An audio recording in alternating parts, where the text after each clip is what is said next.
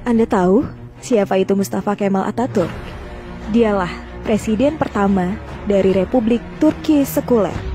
Dialah dalang di balik kacaunya Khilafah Utsmani, sampai Khilafah Utsmani harus runtuh pada 3 Maret 1924. Dan ketika Mustafa Kemal Atatürk berkuasa di Turki, dia menjadi diktator pertama dalam dunia Islam.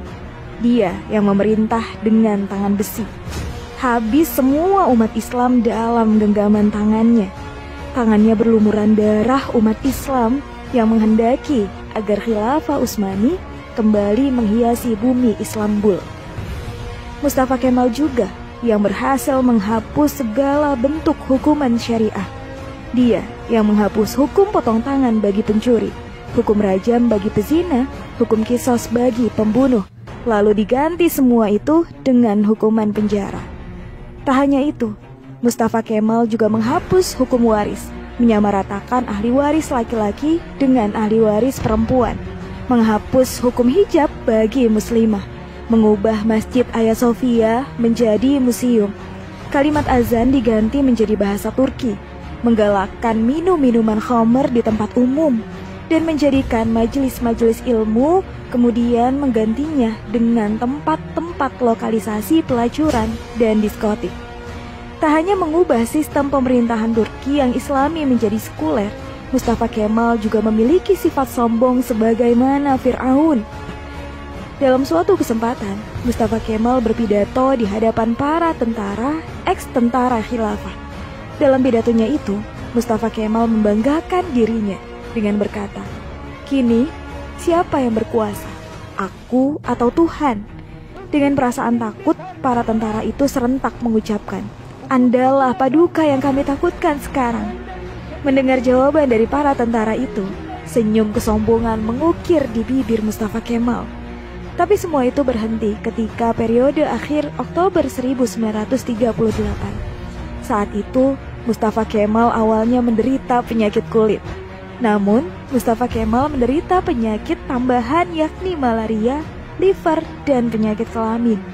Dokter pribadinya pun memberi salep dan dioleskannya di kulitnya yang luka karena garukan dari kukunya. Dari Abdullah Azzam dalam bukunya Naratul Maf'udah menjelaskan prosesi ajal Mustafa Kemal Atatürk yang sangat mengerikan. Menurut Dr. Abdullah Azzam, sebuah cairan berkumpul di perutnya secara kronis. Ingatannya melemah, darah mulai mengalir dari hidungnya tanpa henti. Untuk mengeluarkan cairan dalam tubuhnya, dokter pun menusuk jarum di perutnya. Tapi hasilnya, perutnya membusung dan kedua kakinya bengkak. Wajahnya pun menjadi pusat pasi dan terlihat seperti tengkorak. Mustafa Kemal yang sedang sakit menderita itu, kesehariannya dilingkupi rasa panas yang luar biasa. Bahkan, gatal-gatal dari tubuhnya semakin menjadi, hingga dia merasa tak tahan, lalu menjerit sampai terdengar di seluruh istana. Para pekerja istana sangat ketakutan ketika Mustafa Kemal sudah menjerit karena kesakitan. Badannya yang panas hingga melebihi suhu normal membuatnya tak mau masuk istana. Dia minta dibawa ke tengah-tengah laut untuk menurunkan suhu tubuhnya. Tapi ternyata suhu tubuhnya selalu naik dan malah bertambah panas.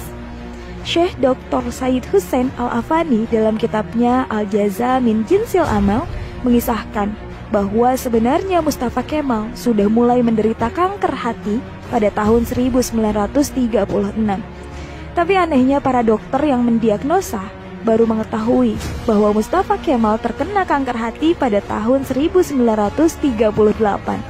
Dan puncaknya, pada pagi hari tanggal 10 November 1938, Mustafa Kemal dinyatakan mati oleh tim dokter.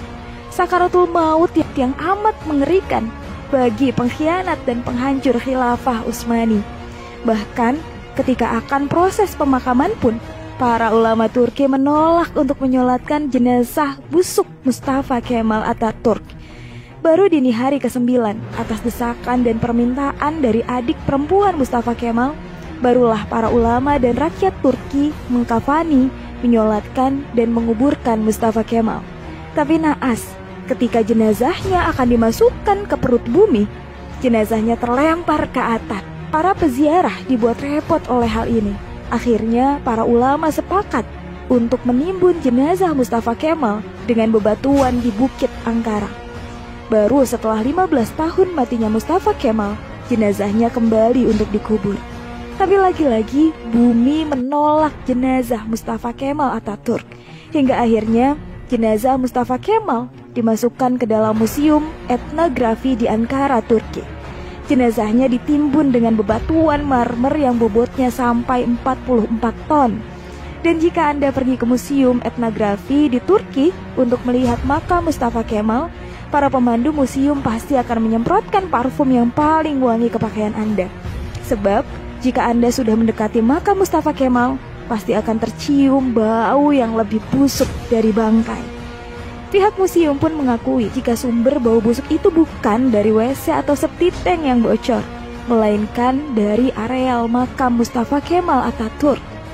Kisah ini memberikan iktibar, seperti kata beberapa ulama, kalau kamu benci dan mencoba menjegal khilafah, maka kamu akan melawan Allah. Lihat, kematian yang mengerikan menimpa Mustafa Kemal Atatürk laknatullah, si penjegal dan penghancur khilafah Utsmani. Aroma bau yang terus keluar dari makam Mustafa Kemal adalah cara Allah memperingatkan kepada siapa saja yang mencoba sombong dengan kekuasaannya dan melawan syariatnya, maka dia pasti akan mendapatkan kematian yang terhina. Wallahu a'lam bishawab.